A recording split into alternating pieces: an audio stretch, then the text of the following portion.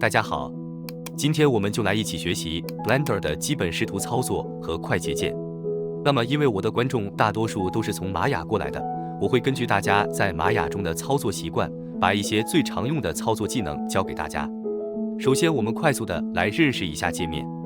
顶部菜单，它和玛雅一样，分为通用菜单和模块化菜单。通用菜单包括文件、编辑、渲染、窗口、帮助。模块化菜单分为布局、建模、雕刻、UV 编辑器、纹理绘制、工作区、动画、渲染、合成、几何体节点、脚本。往下的这个部分是容器栏，包含了常用菜单和一些常用的工具，例如切换对象模式和编辑模式，以及右边的全局坐标、对象坐标、吸附工具。这都是我们很熟悉的一些功能。左侧是工具栏，包含了最基本的框选、游标选择、移动、旋转、缩放等等。中间的部分是工作区，这个大家都知道。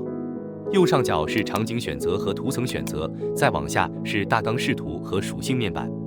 最底部是常用播放按钮和帧范围显示以及时间滑块，这些都和玛雅是比较类似的。认识完界面，我们来说下界面缩放。我们在编辑菜单下打开偏好设置，我们切换到界面栏。我们在分辨率缩放的滑块上按住鼠标左键拖动，就可以轻松缩放我们的界面大小。语言选择在最下方。当然，我还是建议使用英文版，拓宽我们的可学习范围。另外，如果我们要修改快捷键，可以在键位映射当中去修改。这里一开始建议大家使用默认键位就可以了。等熟悉了 Blender， 我们再根据自己需求去修改。接着我们来说视图的常规操作。移动视图 Shift 加鼠标中键任意方向拖动，旋转视图鼠标中键任意方向拖动，缩放视图鼠标滚动或者 Ctrl 加鼠标中键上下拖动，四视图切换 Ctrl 加 Alt 加 Q 键，再按一次恢复到透视图。六视图切换，按下键盘上的波浪键就可以选择对应的视图。当然，如果我们有小键盘，也可以通过小键盘快速切换。小键盘切换前视图1键，小键盘切换后视图 Ctrl 加1键，小键盘切换右视图3键，小键盘切换左视图 Ctrl 加3键，小键盘切换顶视图7键，小键盘切换底视图 Ctrl 加7键，视图垂直旋转8键和2键配合使用，视图水平旋转4键和6键配合使用，全显示图 Home 键相当于玛雅当中的 A 键。例如，我们有对象在可视范围之外，只要我们按 Home 键，就可以在视图内显示所有的模型。接下来，我们来讲物体对象的基本操作。那么，在 Blender 中多了一个新概念，也就是移动游标。移动游标相当于是一个定位的作用 ，Shift 加鼠标右键可以移动它。我们在创建对象的时候，就会自动创建到游标点的位置。然后是自由移动、旋转、缩放。自由移动，我们按 G 键进入自由移动模式。此时可以在任意位置上移动，鼠标右键取消摆放，左键确定摆放。在此基础上，如果我们继续按 X， 则是沿着 X 轴摆放；按 Y 沿着 Y 轴摆放；按 Z 沿着 Z 轴摆放。自由旋转，我们再按 R 键进入自由旋转模式，此时可以在任意角度上旋转。一样的，鼠标右键取消旋转，左键确定旋转。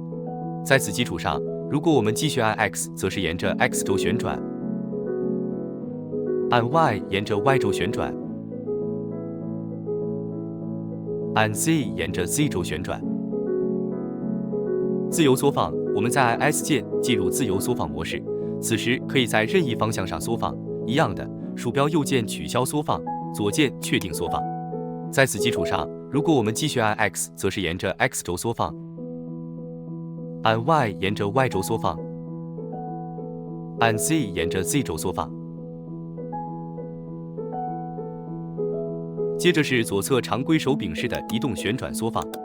我们除了直接点击选择，也可以使用快捷键，不过我个人感觉还是直接点击比较快。移动快捷键 Shift 加空格 G，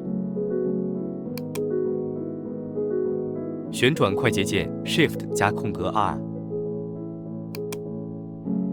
缩放快捷键 Shift 加空格 S。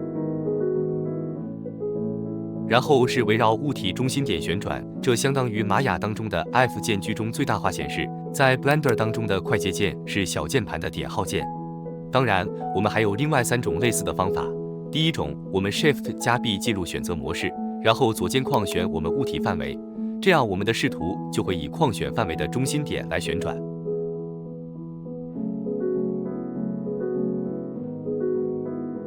第二种 ，Alt 加鼠标中键点击任意位置，这个选择不需要有对象存在，可以让空间内的任意点作为旋转中心。第3种，孤立显示，我们选择对象，按下斜杠键就会独立显示这个对象，并且会以这个对象为中心旋转，再按一次斜杠键会退出孤立模式，回到透视图中。好了。那么关于视图操作就讲到这里，接下来的课程里我会更细致地针对 Blender 各个功能做详细的解析，感兴趣的小伙伴可以继续关注我的频道，我们下期再见。